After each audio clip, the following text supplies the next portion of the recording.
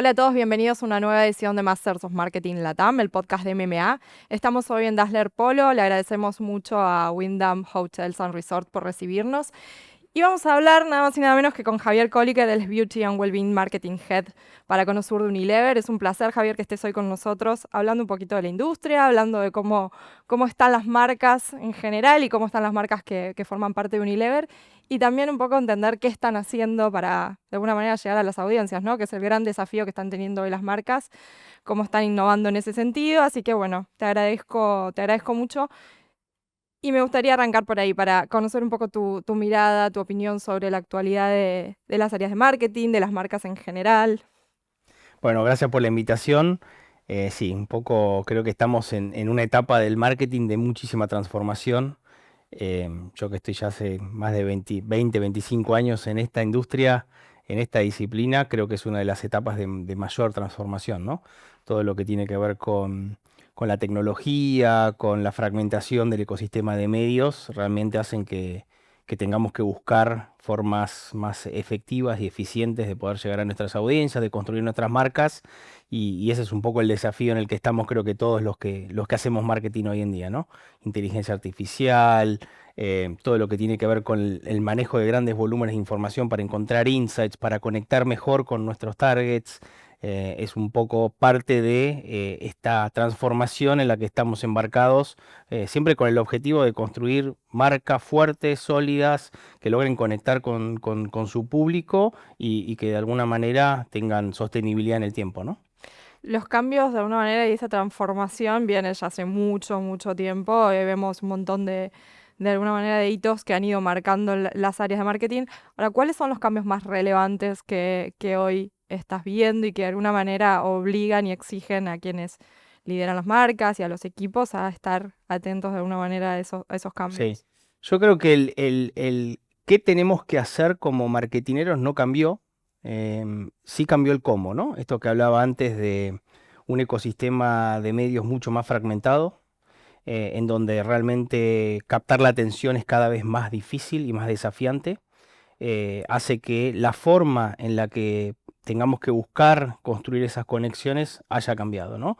Y hoy hablamos mucho de comunicación en plataformas digitales, hablamos mucho de realmente encontrar esos insights que son culturalmente relevantes para que la marca logre conectar mejor con sus audiencias. Y eso es un cambio en cómo trabajamos la comunicación, tanto los marketineros como las agencias, ¿no?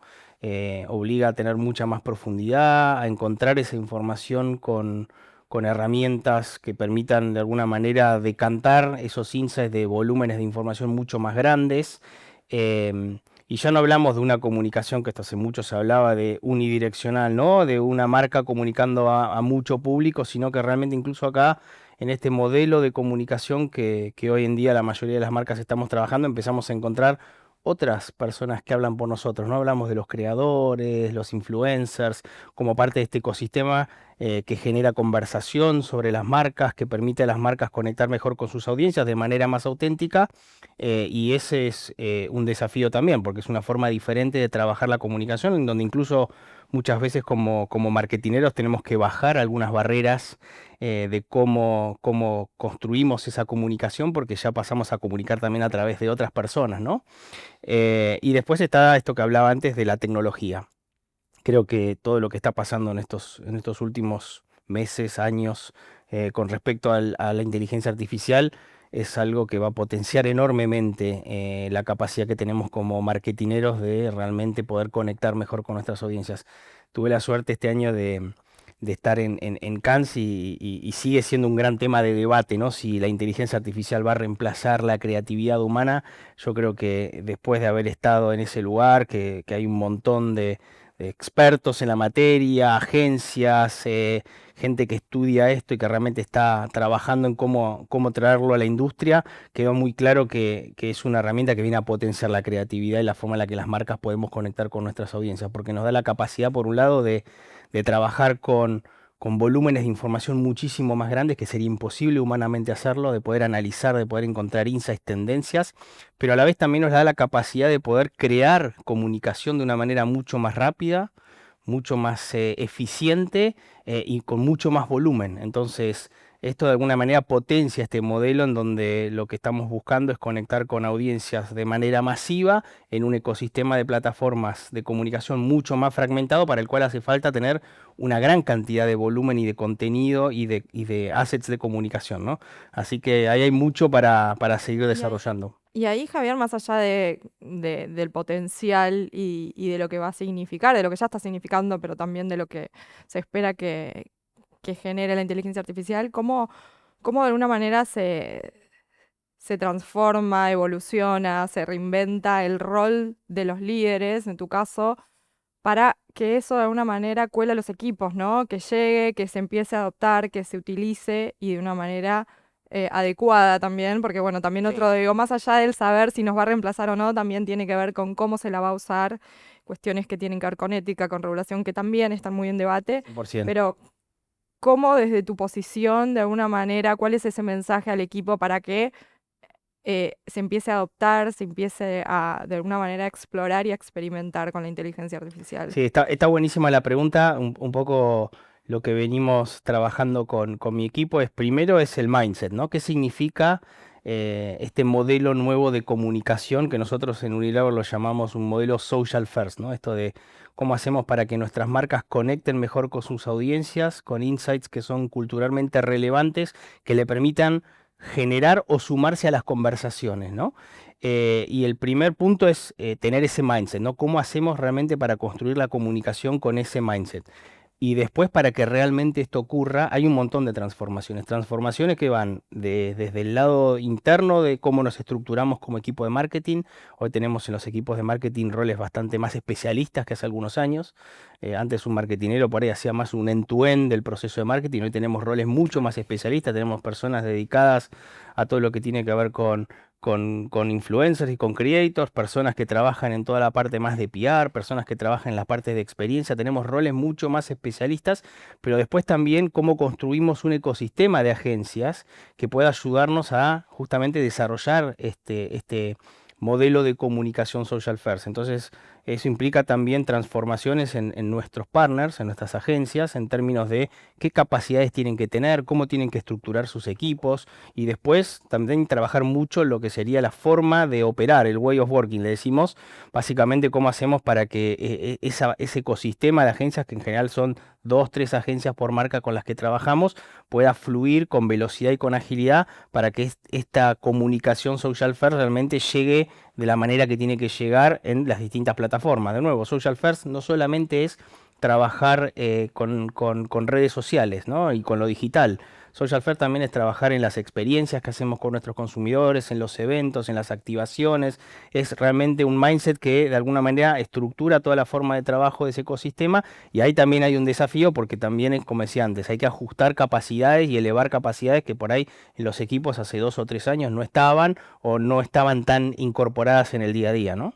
Y ahí, un poco vinculado con eso, ¿cuáles son hoy los formatos que de alguna manera están siendo más efectivos en el caso puntual de las marcas que tienen que ver con belleza y las áreas que lideras, las marcas que lideras vos en tu caso, cómo están de alguna manera midiendo de alguna manera esa efectividad en Sí. formatos, plataformas? ¿Qué es lo que hoy funciona? Yo te diría que el gran cambio, que creo que es general para varias industrias y la de belleza no es una excepción, es, digamos, la migración de nuestro mix de medios, de lo que eran los medios más tradicionales a los medios digitales, ¿no? Ujú. Y después, claramente, dentro de lo que es los medios digitales, por lo menos en lo que tiene que ver con la industria de la belleza, todo lo que tiene que ver con creadores, con influencers, es algo que explotó exponencialmente en los últimos años y donde nosotros tuvimos que hacer un catch-up, ¿no? Porque por ahí habíamos empezado un poco más tarde con eso y es un eje central de nuestro modelo de comunicación. ¿Por qué? Porque en general estos creadores que hay un montón en TikTok, en Instagram, en YouTube, son una fuente muy confiable de información para los consumidores en términos de hacer reviews de productos, dar a conocer innovaciones, cómo utilizar los productos. eh, entonces, realmente se convirtieron en una parte central del modelo de comunicación de la industria de belleza por todo lo que tienen para aportar en términos de cómo logran llegar a las audiencias Y esa es una de las tendencias más fuertes en términos de modelo de comunicación. Y después no deja de ser importante, algo que por ahí a veces nos olvidamos, pero que en toda industria de consumo masivo, por lo menos como en la que yo opero, sigue siendo clave, que es el punto de venta, ¿no?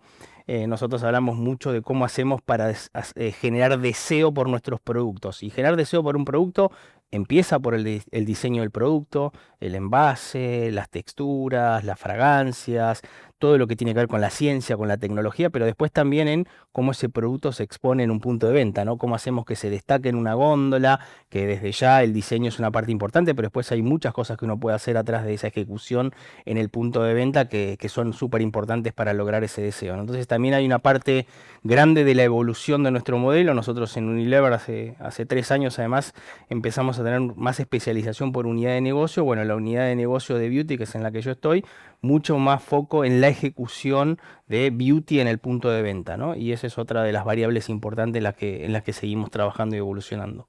Te llevo un poquito nuevo a lo que tiene que ver con creadores. ¿Cómo trabajan ahí en conjunto con los creadores para de alguna manera controlar eh, el contenido, ¿no? Que es lo que llega en definitiva a los consumidores?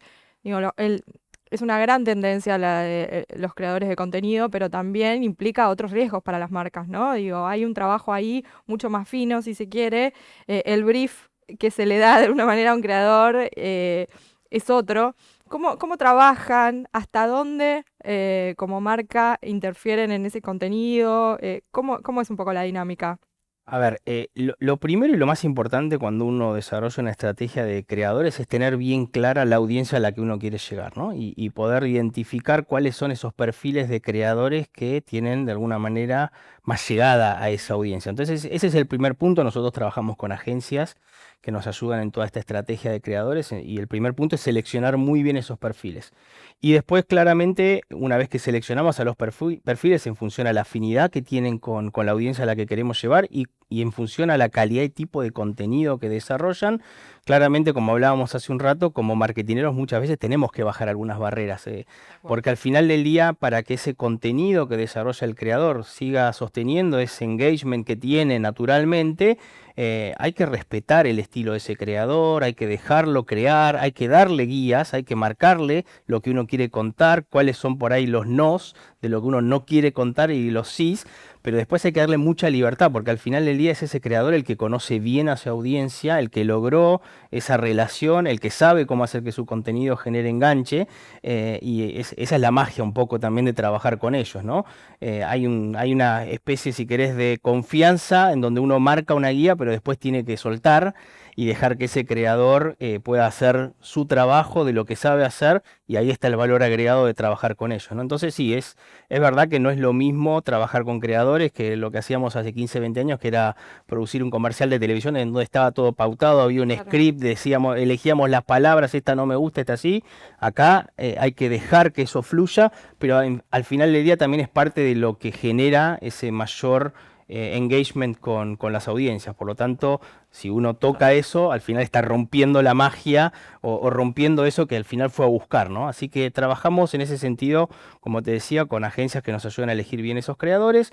Trabajamos en briefs que nosotros llamamos con una guía, pero no con una pauta estricta de qué decir. Y después, obviamente, trabajamos mucho con medir cómo funciona ese contenido, qué no funciona, qué no nos funciona, vamos más por este lado, esto está performando mejor. O sea, también hay una posibilidad de tener un feedback casi inmediato cuando uno Claro. genera contenido respecto a lo que está funcionando o no, y sobre eso ir optimizando, ¿no? Que es otra de las cosas que tiene como valioso este tipo de plataforma de comunicación. Hablabas al principio de esto de lograr insights culturalmente relevantes. ¿Cómo se logran? ¿Cómo es un poco el trabajo para llegar a ese tipo de insights? ¿Qué perfiles participan? ¿Cómo es un poco qué estrategias, qué, Sí. qué- qué herramientas? A ver, sin dudas, encontrar esos insights culturalmente relevantes es crítico, porque es la materia prima básica para poder desarrollar creatividad de impacto, ¿no? Que es si querés, el objetivo final de cualquier marketinero que desarrolla comunicación. Y la realidad es que hay muchas formas. Lo más importante siempre es el consumidor en el centro. Y para buscar esos insights hoy trabajamos, y ahí entra un poco esto que hablábamos hace unos minutos de las herramientas. Trabajamos con herramientas de social listening, con nuestras agencias realmente, buscando trends, mirando contenidos que están haciendo tendencias, de qué se está conversando. Trabajamos también buscando conectar cosas que pasan en la cultura que no necesariamente tienen que ver con nuestra categoría, pero que son oportunidades para que nuestras marcas puedan sumarse a una conversación y agregar valor en esa conversación y a partir de eso dar a conocer valores, productos, innovaciones. Entonces implica realmente un trabajo muy, muy amplio de agencias, equipos de investigación de mercado y también implica tener la capacidad de destilar esos insights, porque si hay algo que sobra hoy en el marketing es información. Acá lo importante es encontrar esos insights que realmente muevan la fibra, que puedan ser una oportunidad, como te decía antes, de convertirse en un ingrediente potente para creatividad. En mi equipo hablamos mucho de no es solamente social listening, tenemos que pasar del social listening al social acting. O sea, si nos quedamos con ese social listening, pero no logramos encontrar un insight que logramos convertir en una idea creativa, en una activación, nos quedamos a mitad de camino. O sea, nos sirvió mucho ese trabajo, ¿no? Yendo a los equipos, ¿han tenido que reestructurar mucho los perfiles? ¿Cómo de alguna manera evolucionan para responder justamente a esto que tiene que ver con el social first, con todo lo que tiene que ver con lo digital, con la evolución en términos de, bueno, inteligencia artificial ahora, pero en su momento fueron los datos Sí, también?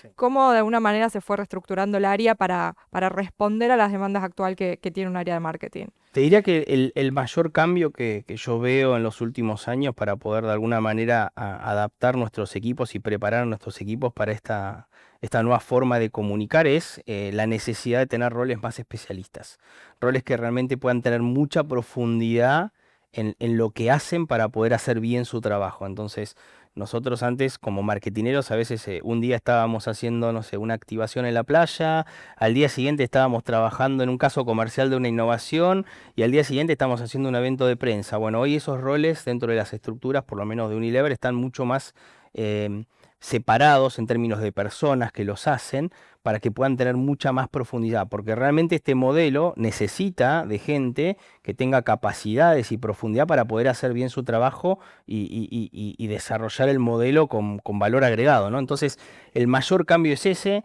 desde ya un foco mucho más fuerte en todo lo que tiene que ver con capacidades digitales, o sea, hoy los equipos de marketing, nosotros que somos los más viejos, tuvimos que desaprender y aprender, pero las nuevas generaciones que ya son nativas digitales traen muchos de ese conocimiento ya incorporado y lo adquieren con más velocidad también. Y después hay toda una parte hoy que estamos trabajando como equipo, que es esto de cómo hacemos para incorporar estas herramientas de inteligencia artificial que cruzan distintas partes del proceso de marketing como una forma de ser más productivos, esto que decía antes. O sea, creo que así como alguna vez la transformación digital hizo que algunas empresas empezaran a ganar ventajas competitivas, yo creo realmente que las empresas y los equipos de marketing que logren incorporar todas estas herramientas de inteligencia artificial de una manera efectiva van a tener una gran ventaja competitiva, porque la combinación de personas preparadas con un buen uso de estas herramientas van a hacer que tengan una productividad mucho más alta que otros equipos, ¿no?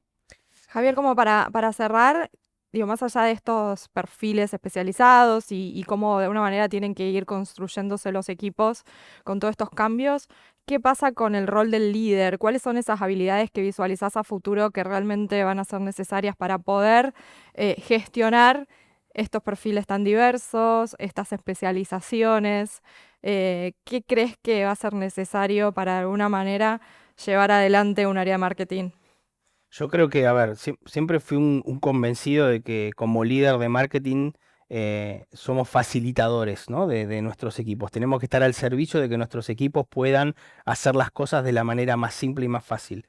Claramente hoy como líder de marketing de un equipo, mi rol es acelerar esta transformación, o sea, mostrar claramente hacia dónde queremos ir y impulsar la transformación, facilitar a los equipos, darles las herramientas para que puedan realmente acelerar esta transformación. Y eso ya de por sí es un esfuerzo importante. Creo que hay algo que tiene este modelo que lo conversamos mucho con mi equipo, es que cuando empezamos a ver resultados, empezamos a recuperar algo que creo que a veces en el marketing perdimos, que es la alegría y la diversión de hacerlo.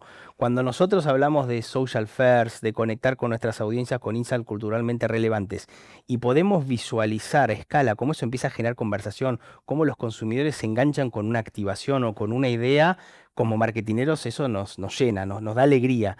Y hay un poco de esto, de volver a disfrutar también el hacer marketing, ¿no? Que por ahí en algún momento, cuando hablábamos de grandes volúmenes de data, parecía que íbamos a ser todos marketineros científicos trabajando en computadora y sin poder disfrutar lo que es realmente el valor de conectar con tu audiencia y con tu público. Bueno, ese es un poco también el rol de lo que yo busco inspirar en mi equipo, ¿no? Esto de, si nosotros hacemos bien este trabajo, fíjense que es divertido, es un marketing divertido de hacer. Y eso obviamente es un potenciador, ¿no? De que acelera la transformación. Así que para mí es eso, un facilitador, mostrar claramente la dirección y después obviamente también hay un trabajo de transformación de herramientas, de cosas que necesitamos como equipo para poder hacer bien este trabajo. O sea, este no es un cambio, como decía antes, que solamente es un tema de mindset. Hay que ajustar estructuras, probar formas de trabajo. Hay muchas cosas que las diseñamos y que después cuando las probamos probablemente haya que cambiar o ajustar. Y eso también es parte de la transformación y de la flexibilidad que tenemos que tener hoy como marketineros, porque digo, en 25 años que llevo trabajando en marketing hubieron muchas transformaciones. Yo creo que esta es una de las más grandes.